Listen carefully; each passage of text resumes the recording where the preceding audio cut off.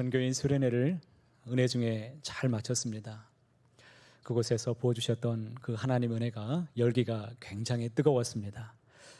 그 어느 때보다도 많은 분들이 함께 동참해 주셨다라는 소식을 듣게 되었습니다. 참 큰 은혜가 있었습니다.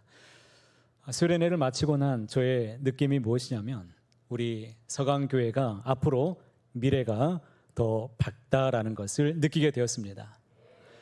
특별히 우리 다음 세대들을 보면서 저에게 소망이 생겼습니다. 믿음이 자라나는 것을 보게 되었습니다.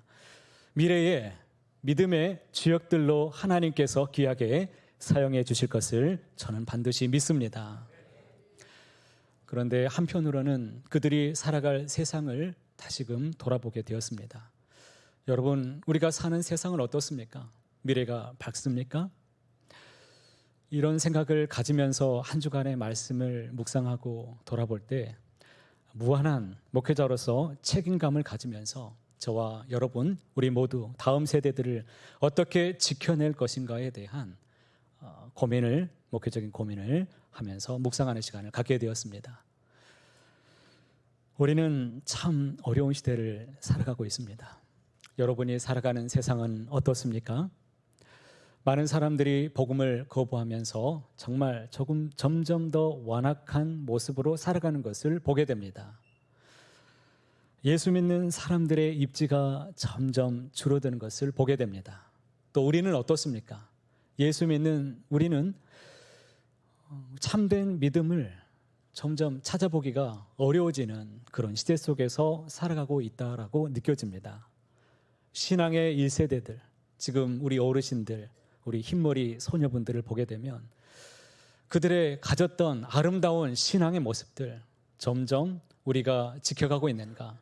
순수했고 뜨거웠고 주님을 향한 그 믿음의 아름다웠던 전통들이 조금씩 사라져가고 있는 이런 현실을 보게 됩니다. 이와 같은 복음에 대해서 일어나고 있는 이런 현상들, 안팎에 일어나는 이런 문제들은 오늘날의 문제입니까? 그렇지 않습니다. 교회가 시작된 이래로 모든 매 시대 때마다 믿음의 사람들이 가졌던 고민들이었습니다. 예수님이 이 땅에 오신 이후로 초대교회의 성도들도 이러한 고민들이 있었습니다. 500년 전에 종교 개혁을 일으켰던 성도들의 고민도 이와 같은 고민들이 있었습니다. 100여 년 전에 선교사들을 통해서 이 땅에 복음이 전파되어 믿음의 선배들, 우리의 선배들도 보았을 때 이러한 고민들을 모두 다 안고서 살았습니다. 이러한 고민들을 통해서 우리가 한 가지 질문에 도달하게 됩니다. 과연 하나님은 이 세상을 향해서 어떤 구원의 계획을 가지고 역사하고 계시는가에 대한 질문을 하나 갖게 됩니다. 이에 대해서 성경의 답변은 이렇게 말씀합니다. 하나님은 지금까지 수많은 어려움 속에서도 남은 자를 예비해 두셨고 그들을 통해서 하나님은 진리를 선포하게 하시고 그 남은 자들을 통해서 역사를 주관하고 계신다라고 말씀하십니다. 하나님께서 이 역사를 어떤 방법으로 이루어 가신지를 우리가 알 수 있다면 여러분, 우리는 낙심할 수 없습니다. 좌절할 필요가 없습니다. 하나님은 하나님의 방법대로 복음이 전파되게 하시고 반드시 구원의 역사를 하나님의 뜻대로 이루어 완성하실 것을 믿기 때문입니다. 목회자이면서 신학자였던 팀 켈러 목사님이 어느 칼럼에서 이런 이야기를 했습니다. 가짜 기독교인이라면 절대 대답할 수 없는 세 가지 질문에 대해서 이렇게 말했습니다. 한번 여러분 잘 들어보시고 마음속으로 답변해 보시길 바랍니다. 첫 번째 질문입니다. 여러분의 삶 속에 하나님의 임재를 경험하고 있으십니까? 하나님의 임재를 경험하고 있다면 그 증거가 무엇입니까? 두 번째 질문입니다. 성경이 우리 인생을 변화시킬 수 있다고 믿으십니까? 그렇다면 그 성경이 내 삶을 어떻게 변화시켰는가? 그 증거가 무엇입니까? 세 번째 질문입니다. 우리는 하나님의 은혜로 구원받은 사람들입니다. 내가 구원받은 사람으로서 구원에 대한 감격과 감사, 그 기쁨이 내 안에 있는가? 그렇다면 그 증거가 무엇인가? 이 질문 앞에서 여러분 묵상해 보시고 답을 해 보시기 바랍니다. 그리고 진실한 믿음의 사람으로 하나님 앞에 서가는 우리 모든 서강의 식구들이 다 되시기를 간절히 소망합니다. 오늘 말씀에 보면 바울의 근심이 잘 나타나 있습니다. 바울에게도 고민이 있었습니다. 당시에 이스라엘 백성들에게 고민이 있었습니다. 하나님이 과연 우리를 버리셨는가? 이스라엘 백성들은 어떤 사람들입니까? 하나님께 선택받았던 하나님의 백성들입니다. 그런데 그들이 어떻게 했습니까? 예수님을 믿었습니까? 메시아로 오셨던 하나님의 아들 예수님을 십자가에 못 박았습니다. 예수님을 거절했습니다. 복음을 거부했습니다. 그러니 하나님께서 어떻게 하셨습니까? 찾지도 않고 구하지도 않았던 이방 민족들에게 나타나셔서 그들을 하나님께서 구원의 민족으로 삼으시고 그들에게 구원의 은혜를 베풀어 주셨던 것입니다. 그러니 이스라엘 백성들에게는 좌절이 있었습니다. 하나님이 우리를 버리신 겁니까? 이스라엘 백성들을 버리신 것인가? 그 물음에 대해서 바울이 대답합니다. 바울의 대답이 무엇입니까? 그럴 수 없는 이라입니다. 그 증거를 두 가지로 되는데 첫 번째 증거가 1절에 있습니다. 첫 번째 증거는 바로 바울 자신입니다. 함께 읽어보겠습니다. 그러므로 내가 말하노니 하나님이 자기 백성을 버리셨느냐? 그럴 수 없느니라. 나도 이스라엘이니요 아브라함의 씨에서 난 자요 베냐민 지파니라. 그렇습니다. 사도 바울 자기 자신을 들어서 지금 증거하고 있습니다. 만약에 하나님께서 이스라엘 백성들을 다 버리셨다면 어떻게 되겠습니까? 자기도 하나님의 백성이요 이스라엘 사람입니다. 베냐민 지파 사람입니다. 전부 버리셨다면 어떻게 자기와 같은 사람이 구원받고 하나님의 종으로 이렇게 쓰임받을 수 있겠습니까? 라고 묻습니다. 그러니 하나님이 이스라엘 백성들을 모두 다 버리지 않으셨다라고 지금 증언하고 있습니다. 두 번째 증거는 바로 엘리야입니다. 엘리야에 관한 말씀을 2절에서 이렇게 증거합니다. 하나님이 그 미리 하신 자기 백성을 버리지 아니하셨나니 너희가 성경이 엘리야를 가리켜 말한 것을 알지 못하느냐? 그가 이스라엘을 하나님께 고발하되. 엘리야는 아합 왕 시대에 살았던 사람입니다. 선지자였습니다. 그런데 그때 당시에 바알과 아세라라는 이 거짓 우상을 섬기는 이런 선지자들과 850대 1로 싸워서 그들을 무찔렀던, 승리를 거뒀던 선지자였습니다. 그런데 승리를 거두고 난 이후에 왕비였던 이세벨이 자기를 잡아 죽이겠다고 결정했다는 소식을 듣게 됐습니다. 그래서 광야로 도망가죠. 살기 위해서 도망가는데 광야에서 지쳐서 쓰러져서 하나님께 묻습니다. 주여, 주께서 어찌하여 주의 선지자들을 다 죽도록 내버려 두시고 어찌하여 나만 이제 홀로 남게 하셨습니까? 이런 질문 앞에 하나님이 뭐라고 말씀하십니까? 바알에게 무릎 꿇지 않 몇 명을 남겨두셨습니까? 7,000명을 남겨두셨다라고 그 유명한 말씀을 주신 것입니다. 여러분이 세상에서 나가서 살아가시는데 주변이 어떻습니까? 예수님 잘 믿는 사람들로 가득 차 있습니까? 주변에 기독교인이라고 하는 사람들, 교회 다닌다고 하는 사람들이 분명히 있을 것입니다. 그런데 그들을 바라보면 자꾸 낙심이 오고 실망이 오고 좌절이 오진 않습니까? 점점 예수님을 잘 믿는 사람들이 이렇게 없는가? 왜 이렇게 세상 사람들과 똑같이 살아가는가? 하나님은 공의 하나님이신가? 과연 하나님의 구원의 계획은 무엇인가? 어떻게 살아가야 되는가? 나도 지금 잘 살아가고 있는지 혼란스럽게 살아가지는 않으십니까?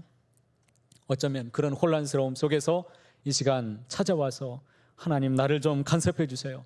나를 좀 어떻게 해주세요. 이런 마음으로 이 시간 예배하고 있지는 않으십니까? 우리가 생각하는 것보다 훨씬 더 많은 사람들을 하나님은 남겨두셨습니다. 주 예수 그리스도를 온전히 믿는 사람들을 주께서 더 많은 사람들을 남겨두셨습니다. 중국은 1949년에 공산화되었습니다. 공산화되기 이전에 서양에 있었던 선교사들이 그곳에 와서 복음을 전했습니다. 복음을 듣고 예수님을 영접했던 사람들을 60만 명 정도로 추정해 봅니다. 그리고 난 다음에 공산화가 되어서 공산당들이 기독교를 뿌리채 뽑겠다고 시골 구석까지 찾아가서 전부 탄압했습니다. 기독교를 말살시키기 위해서 탄압하는 정책을 펼쳤고 엄청난 핍박이 있었습니다. 그 뒤로 그들이 말하기를 중국에는 교회가 존재하지 않을 정도라고 그렇게 장담했었습니다. 그런데 작년에 2023년에 보고된 자료에 의하면 지금 몇 명의 성도가 있는 줄 아십니까? 900명도 아닙니다. 9,000명도 아닙니다. 9천만 명의 성도가 그 땅에 있다는 것입니다. 하나님은 아무리 어려운 상황일지라도 하나님께서는 그 땅에 남은 자들을 예비해 두시고 남은 자들을 통해서 여전히 일하고 계시는 분이심을 여러분 꼭 기억하시기를 바랍니다. 북한은 어떻습니까? 북한도 마찬가지입니다. 북한 땅에 교회, 그 땅에 과연 존재하고 있습니까? 그런데 그 땅에 수천 개의 지하에 우리 성도님들, 이 가정교회를 이루면서 믿음을 가지고 살아가는 성도들이 있습니다. 지하교회 성도들이 우리 남한을 위해서, 우리 성도들을 위해서 지금도 그들이 눈물로 기도하고 있다는 사실입니다. 그 기도의 하나님이 신실하게 지금도 일하고 계시는 전능하신 하나님이십니다.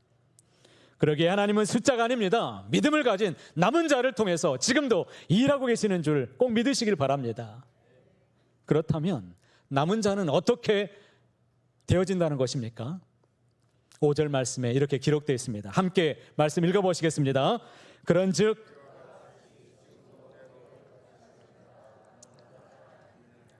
할렐루야. 그런즉 이와 같이 지금도 은혜로 택하심을 따라 남은 자가 있다라고 말씀하십니다. 은혜로 택하셨다라고 말씀하시는데 이것이 무슨 말입니까? 우리가 노력해서 아웅다웅 내가 열심을 다한다고 발버둥 쳐서 되는 것이 아니라 하나님의 은혜로 되어진다는 사실입니다. 우리가 은혜 받은 증거가 그러면 무엇입니까? 깨닫는 것입니다. 깨닫는 자가 은혜 받은 사람들입니다. 구원받은 사람들입니다.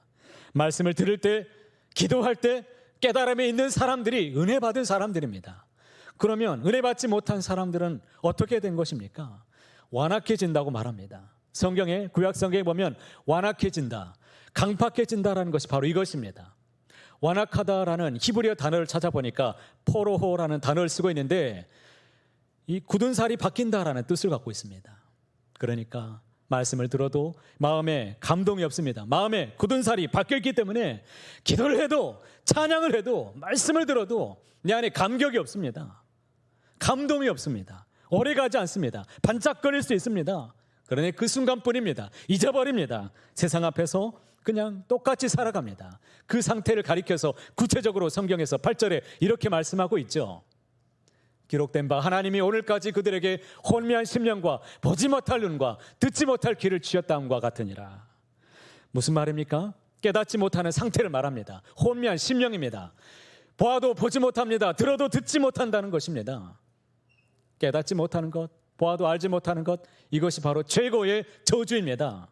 9절 말씀에 이르기를 깨닫지 못하면 어떻게 됩니까? 그들 앞에 있는 밥상이 올무가 된다고 말합니다.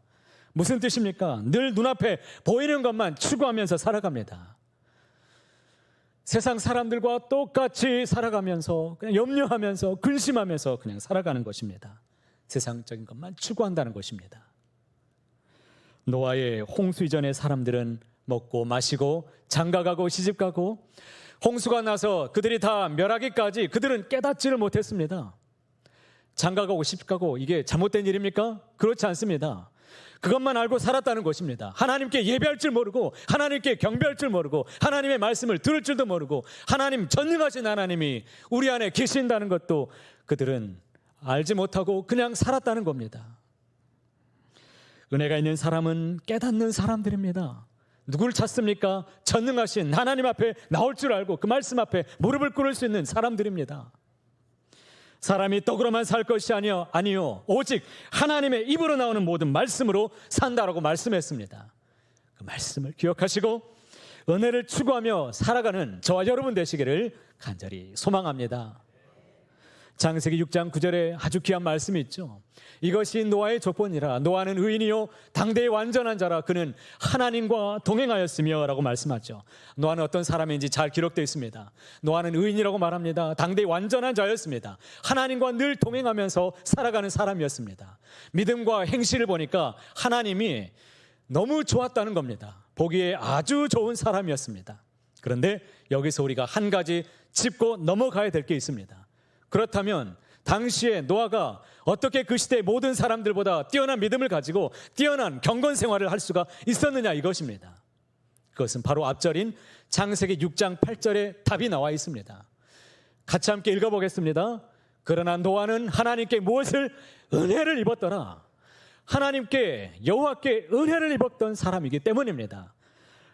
노아는 하나님의 은혜를 받았기 때문에 노아는 의인이었고 당대의 완전한 자로 살았습니다. 하나님의 은혜를 입은 사람으로서 하나님과 항상 동행하는 사람이 될 수가 있었다는 것입니다. 하나님의 말씀을 들을 수 있는 사람, 그 말씀을 듣고 주님 앞에 회개하고 무릎을 꿇을 수 있는 사람, 눈물을 흘릴 수 있는 마음이 있는 그 사람이 바로 은혜 받은 사람입니다. 소수라고 낙심하지 마십시오. 주변에 교회 다닌다고 하지만 이렇게 믿음 생활이 제대로 되어 있지 않는가라고 낙심하지 마십시오. 하나님은 남은 자들을 통해서 일하시는 분이십니다. 남은 자를 예비해 두신 하나님이십니다. 이제는 그 남은 자들, 소수가 하나님을 통하여서 귀하게 쓰임받기를 원합니다. 하나님이 남은 자들을 통해서 부르십니다. 그 바로 남은 자들이 모여야 됩니다. 그것이 바로 교회입니다. 이 말씀을 묵상하면서 저에게 한 가지 소망이 생겼습니다. 어떤 소망입니까? 바로 교회가 소망이라는 것입니다. 우리가 하지만 교회로 모일 수 있고 나올 수 있지만 교회로 나온다고 해서 모두가 다 남은 자가 될 수 있는가? 우리가 다 남은 자인가? 라고 그러나 성경은 말하지 않습니다. 우리가 어떻게 하면 남은 자가 될 수 있을 것인가? 이것에 대한 진정한 고민이 있기를 바랍니다. 그리고 하나님께 물으시며 응답받기를 소망합니다. 첫 번째는 여러분 잘 들어보십시오. 성경에서 말하는 남은 자는 하나님의 말씀을 지키는 사람들입니다. 말씀을 뭐 하는 사람? 지키는 사람. 창세기 7장 5절에 아주 귀한 말씀이 있습니다. 함께 읽어보겠습니다. 노아가 여호와께서 자기에게 명하신 대로 다 준행하였더라. 다 어떻게 하였더라?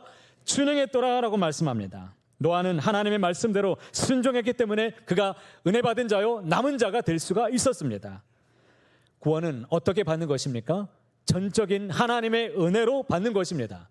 그러나 우리 편에서는 하나님께서 우리를 불러주셨을 때 전적으로 아멘하고 순종할 때에 그 구원이 따른다는 것을 꼭 믿으시기를 바랍니다. 하나님께서 홍수로 이 세상을 다 쓸어버리시고 심판하셨을 때 노아는 은혜로 구원받아서 당시에 남은 자가 될 수 있었습니다. 그렇다고 노아가 하나님께 은혜만 받고 아무것도 하지 않았는가? 그렇지 않습니다. 하나님의 말씀대로 무엇을 만들었습니까? 방주를 만들었습니다. 오랜 기간 동안 만들었습니다. 그것도 산 꼭대기에다가 배를 만드니까 사람들이 얼마나 우습게 여기겠습니까? 수많은 사람들이 손가락질하고 비웃고 노아에 대해서 정말 조롱했을 것입니다. 그러나 만약에 노아가 그런 조롱거리에 정말 흔들리고 그가 하나님의 말씀도 듣지 않고 방주를 만드는 것을 멈춰버렸다면 과연 어떻게 되었을까요? 그도 역시 홍수 심판 때에 살아남지는 못했을 것입니다. 그러니 말씀을 맡은 자로 하나님의 진리의 말씀을 그대로 순종하시길 바랍니다. 그 사람들이 남은 사람들입니다. 주의 말씀을 기억하시고 말씀을 읊조리시고 말씀을 지켜내는 인생 되시기를 주의 이름으로 축복합니다. 두 번째는 성경에서 남는 자들은 어떤 사람들입니까? 하나님만 의지하는 사람들입니다. 이사야 10장 20절 말씀도 함께 읽어보겠습니다. 그날에 이스라엘의 남은 자와 야곱 족속의 피난한 자들이 다시는 자기를 친자를 의지하지 아니하고 이스라엘의 거룩하시니 여호와를 진실하게 의지하리니. 여기서 남은 자들은 어떤 사람들입니까? 하나님을 의지하는데 어떻게 의지한다고 말합니까? 진실하게 의지하는 사람들입니다. 진실하게 의지한다는 것이 무엇입니까? 다른 것을 의지하지 않고 오직 하나님 한 분만 믿고 신뢰하고 따르고 의지한다는 것이죠. 하나님을 더욱 의지하며 참된 믿음으로만 살게 되시기를 주의 이름으로 축복합니다. 그런데 어떻습니까? 하나님을 참으로 믿고 믿음으로 의지하며 살아가는 게 과연 쉬운 일입니까? 어떤 일을 선택하고 결정할 때 여러분은 어떻습니까? 사람들은 눈에 보이는 것을 훨씬 더 의지하기 쉽습니다. 눈에 보이지 않는 하나님보다 눈에 보이는 사람, 내 경력, 내가 살아왔던 내 경험, 사람들의 큰 능력, 보여지는 것, 이것을 의지하기 쉽지요. 그러다 보니 말씀을 받았어도 말씀을 굳게 신뢰하지 않습니다. 말씀을 최선책으로 여기지 않고 항상 차선책에 두고 따라갑니다. 그러니 능력이 내 안에 잘 나타나지 않습니다. 시편 3편 6절 말씀에 여러분 다윗의 고백을 한번 들어보십시오.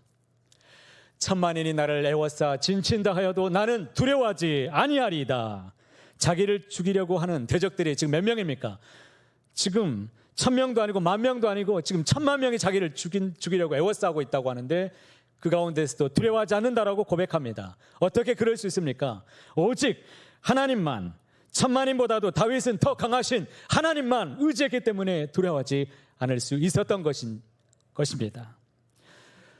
작년에 제가 성지순례를 갔을 때 이스라엘의 사해바다를 가게 됐습니다. 사해바다를 가는데 준비물로 수영복을 준비하라고 그래서 제가 래시가드를 준비해서 갔습니다.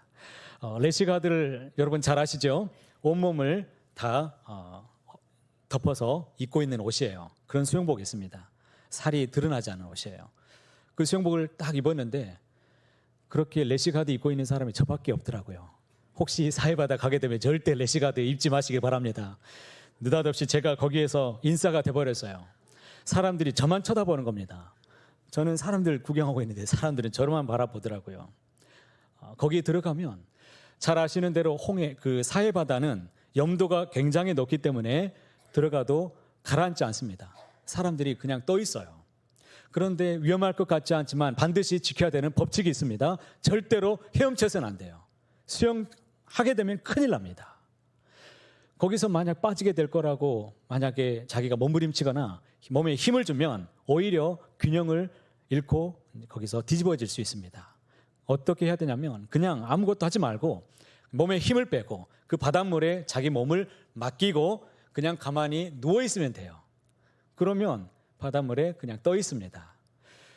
그런데 이렇게 하라고 해도 잘 말을 듣지 않더라고요. 목사님들도 잘 말 안 들어요. 그래가지고 거기서 첨벙거리다가 눈에 튀어가지고 눈에 튀면 어떻게 되느냐? 첨벙거리면 자기도 위험해지지만 다른 사람도 위험해져요. 이게 물이 튀면은 이게 다량의 광물이 거기에 포함되어 있어서 눈이 굉장히 쓰리고 따갑고 아파요. 혹시 비비게 되면 더 쓰립니다. 눈이 앞이 안 보입니다.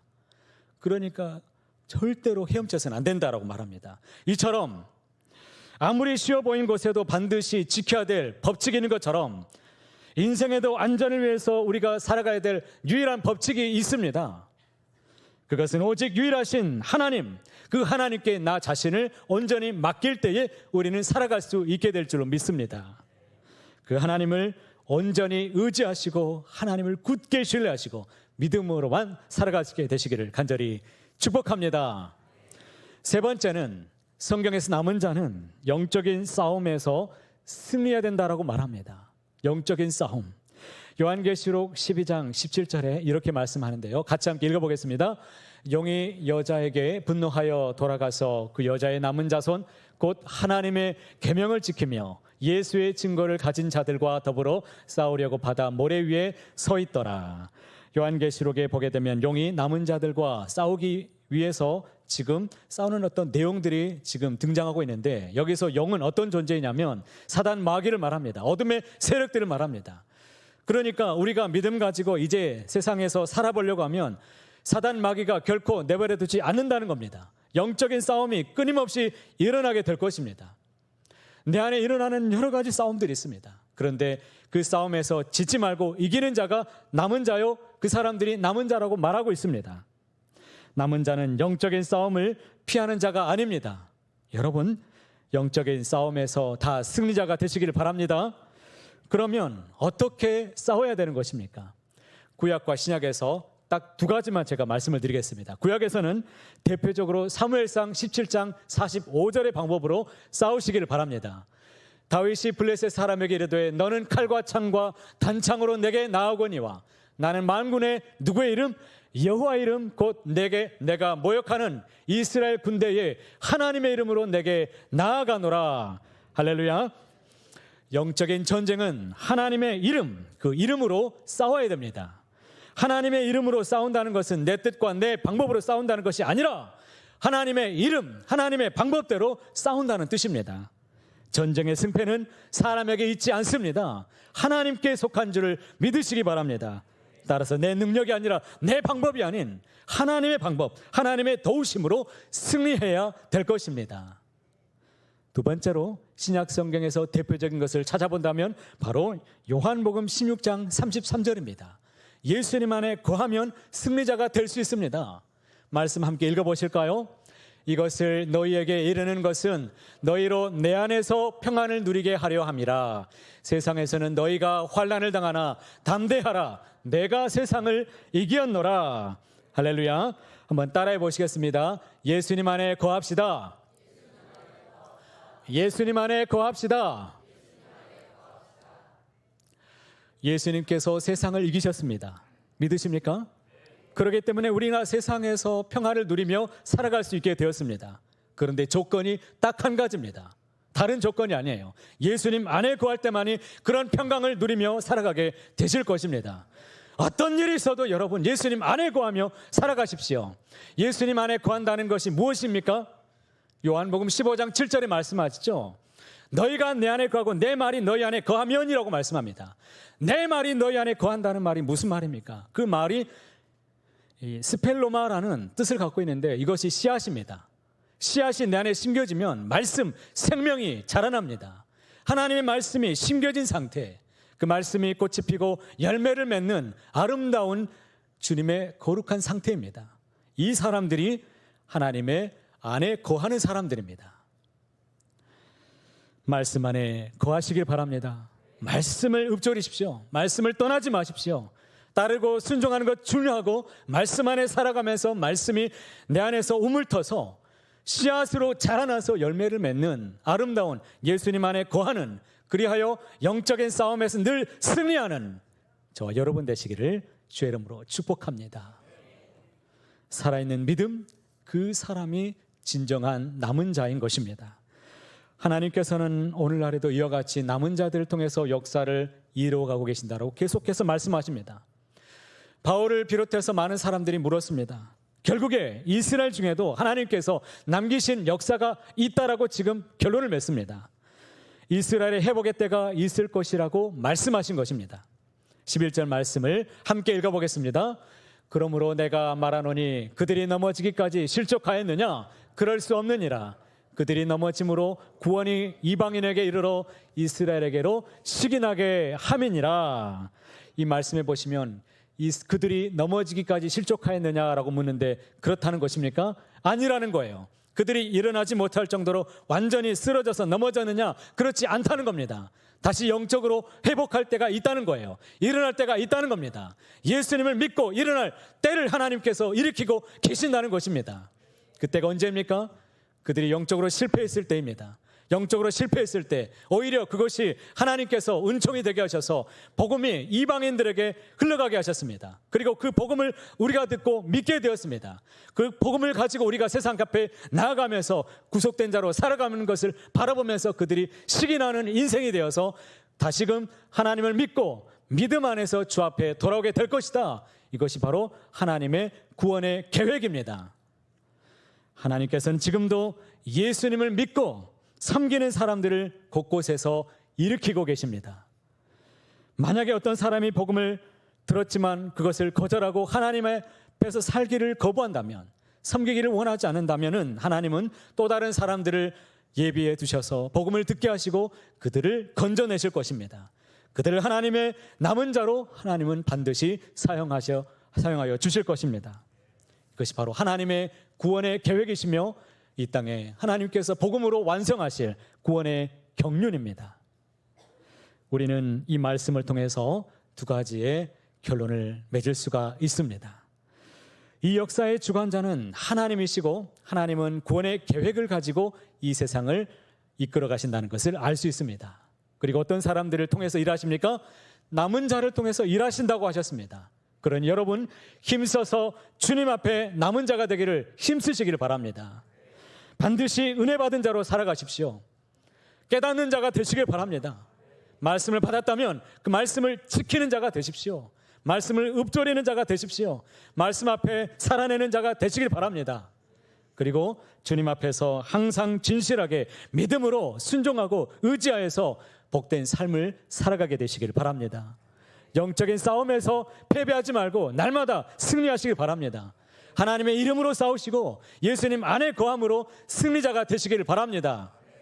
그리하여 하나님께서 쓰시는 남은 자들로 하나님 앞에 크게 은총을 입고 복 있는 자로 세상에서도 이 복을 나누어 주는 복된 인생들 다 되시기를 높으신 주님의 이름으로 간절히 소원합니다.